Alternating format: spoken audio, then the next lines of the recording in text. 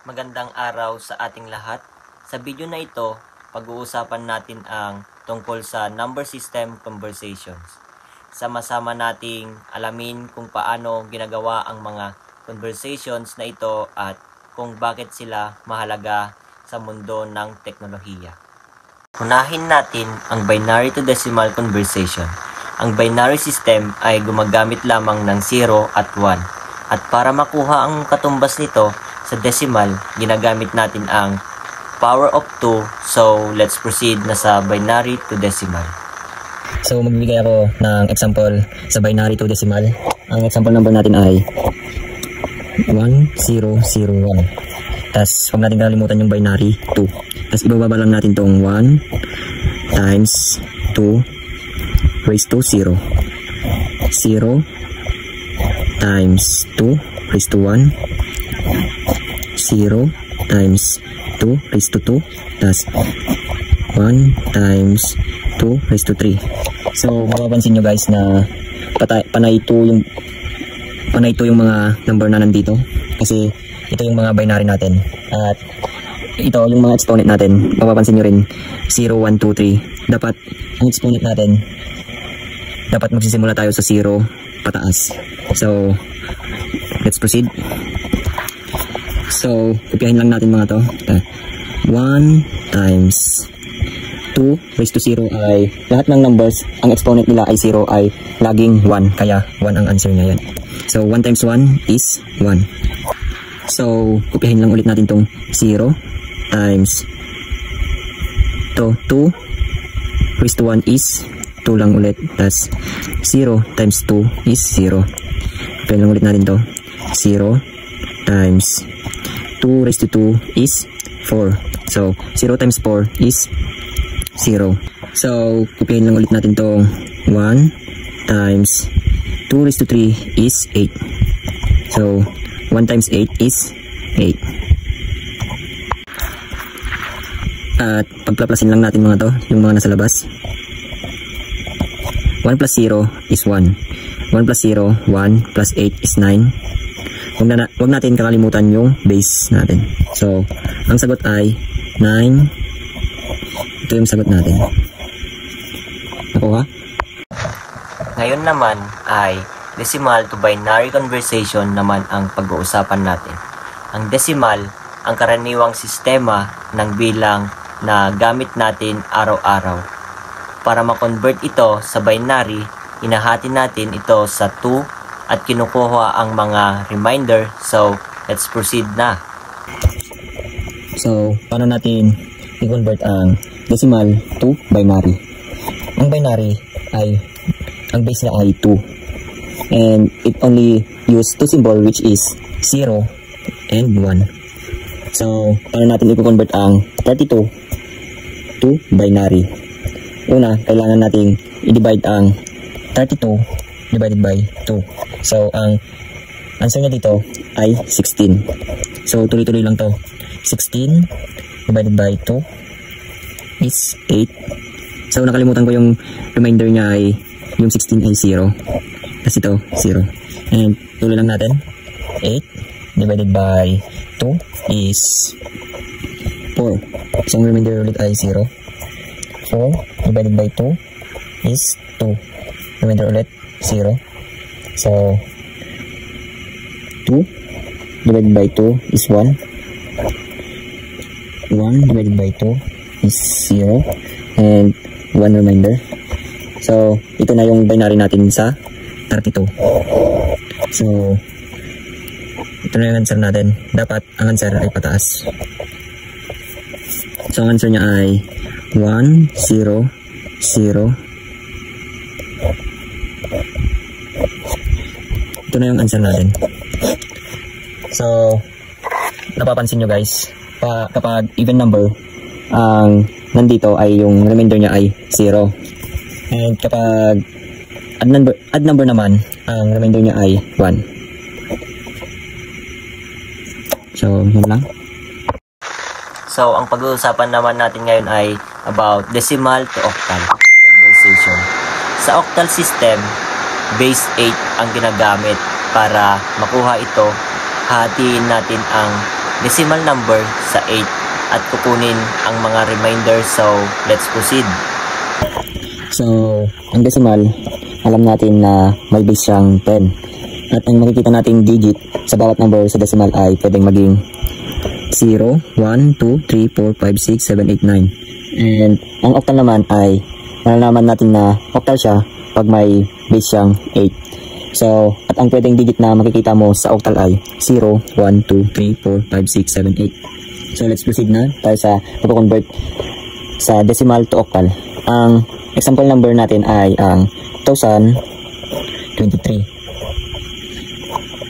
So, huwag kalilimutan yung yung decimal. Yung octal. So, let's proceed na guys. Kopyahin lang natin tong kung parang decimal to binary lang din naman ang gagawin natin dito. So, kopyahin natin yung 1023. I-divide natin siya sa 8. So, ang answer niya ay 252. At may decimal pa siyang, may remainder pa siyang 7. So, tuloy lang. 252 divided by 8 is 31. So, may, na naman yan? May remainder na 4. So, pwede pang i-divide ito sa 8. 31 divided by 8 is 3. At may remainder pa siyang 7. So, hindi na natin pwedeng i-divide tong 3 divided by 8 at ito na yung answer natin. Ang pagsusulat ulit sa answer ay pataas. So, ang answer ay 3, 7, 4, 7. Ito yung answer natin. So, punta naman tayo sa decimal to hexadecimal conversion. Ang hexadecimal ay base 16 at gumagamit ng digits 0 hanggang 9 at letters A hanggang F. Para ma-convert, hatiin ang decimal number sa 16. So, let's proceed. Nalalaman natin hexadecimal kapag ang base ay 16. Kapag decimal naman, ang base niya ay 10. Sa hexadecimal at decimal, pagkakapareho sila ng numbers sa 0 hanggang sa 9. And sa hexadecimal, may halo siyang letters na A, B, C, D, E, F. Ibig sabihin ng table nito, kapag kinonvert mo sa hexadecimal to decimal, ang 0 and 0, ang sagot ay 0. Ganyan din dito sa 1, 2, 3, 4, 5, 6, 7, 8, 9. Kapag dito, sa letter A, kapag kinonvert mo sa decimal, ang sagot ay 10. Ganyan din dito sa B, 11, C, 12, D, 13, E, 14, F, 15. So, magbibigay ako ng example ng hexadecimal na 3, B, 2, C. And convert natin ito sa decimal.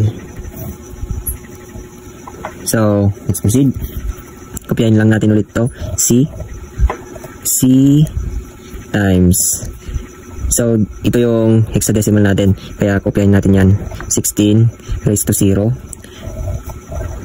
2 times 16 raised to 1. B raised to B times 16 raised to 2. 3 raised to 16 raised to 3. So letters ito, kaya kukunin natin dito sa taas yung value ng C. Yung C ay 12, kaya kuplahin natin yung 12 times, so 16 raised to 0, kaya ang answer niyan ay 1. So 12 times 1 is 12.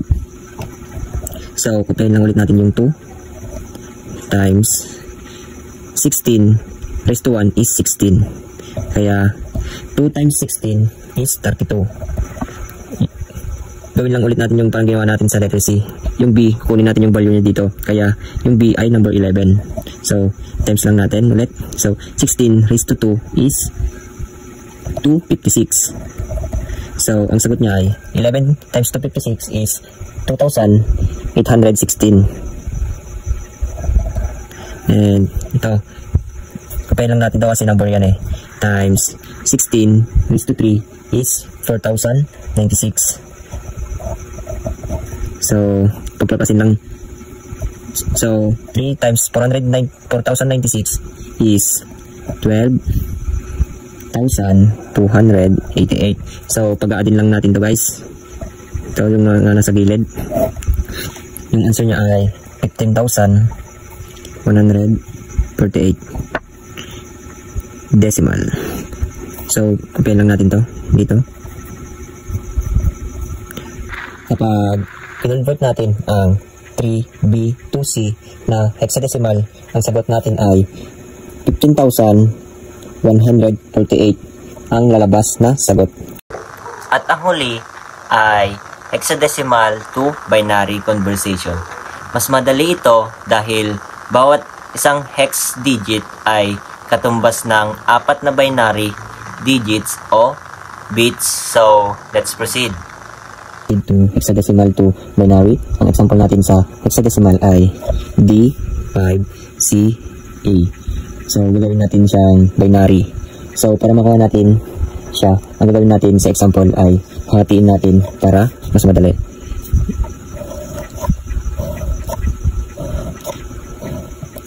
And so, let's start to letter A.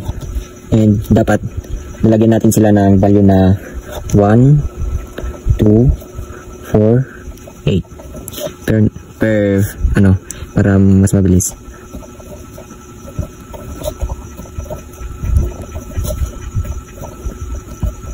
Kaya ilagyan ko ng numbers sa taas ay kasi ito yung tinatawag na position value na bawat digit sa binary number ay ito ang ginagamit para madaling maintindihan kung paano magiging decimal ang isang binary number. So let's proceed.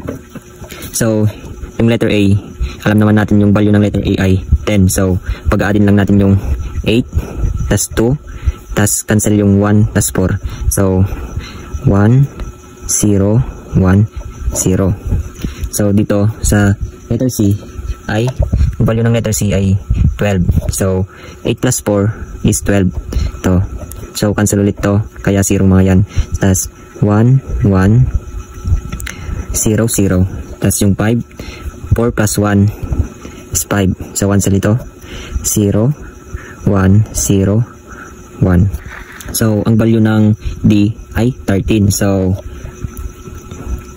8 plus 4 is 12. Diba? Plus 1. So, cancel yung 2. Kaya, 1, 1, 0, 1. So, ito na yung answer natin. Yung binary. 1101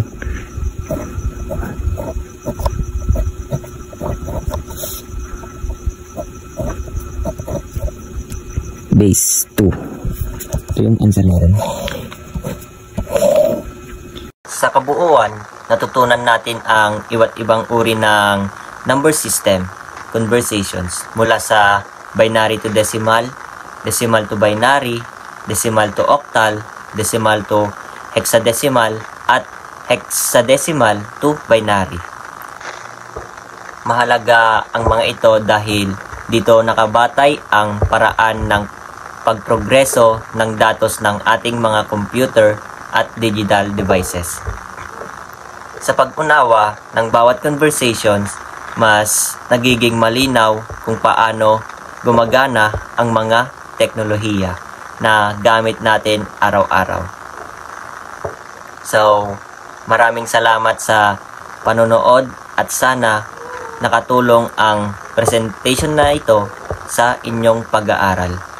Salamat.